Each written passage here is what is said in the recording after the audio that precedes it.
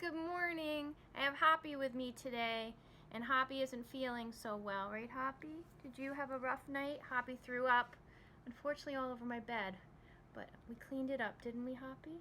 Right? Okay.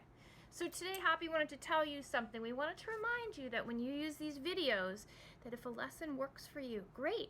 And if you want to do a lesson again, you can. Or if a lesson's not working for you, you could skip it and talk with your family about what's another lesson that's there that might be helpful to you. So use the lessons the way you want. Yesterday, writers, we learned a lot about when to say our writing aloud. We talked about when you can say you're writing aloud when you want to add more, when you want to decide what to write next, or when you to begin a new piece. Today I want to talk to you a little bit more about step 4 is when you're drawing and writing, sometimes what you want to do is write a few leads.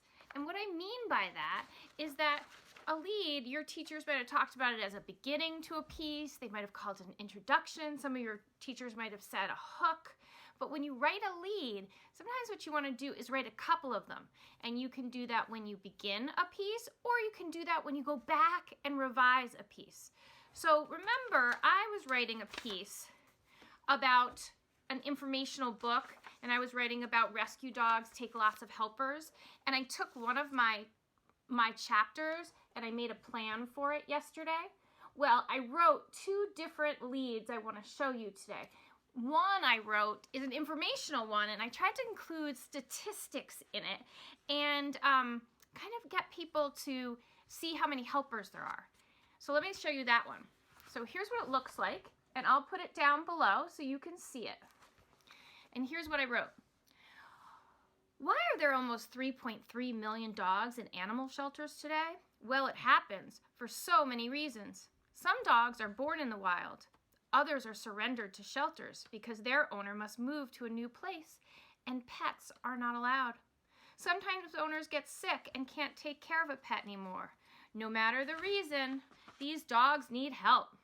The good news is that with the help of so many people, 3.2 million dogs find new homes each year.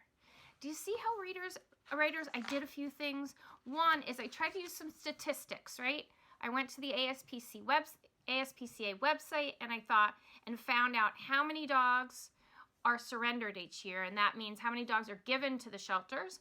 And then I figured out how many dogs they place in homes. So I used those statistics, and I tried to give the information so that people would be a little bit concerned about all these dogs, and then lead into that there's helpers. Do you see how I did that work?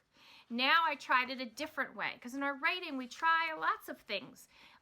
So now I tried a story, and I tried to start with sort of a story. This is Ranger's story, but I don't mention Ranger yet because it's the lead.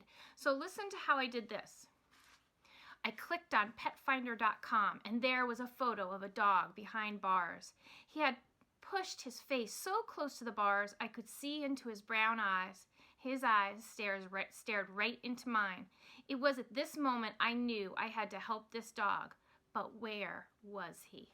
And that's what my writing looks like. And again, I'll put it down below in the blog post. And in this writing, what I tried to do was start with a small action, and I tried to give a little bit of description of what Ranger looked like. And then I tried to connect the story to my main point of my chapter, which is that there are so many, right, that where rescue dogs live. So when you're writing, you have lots of choices again. But one thing to think about in your writing is to take a look at that lead and say, hey, let me try it a couple different ways. Or if you've written a piece, let me try it a different way. All right, happy writing, writers.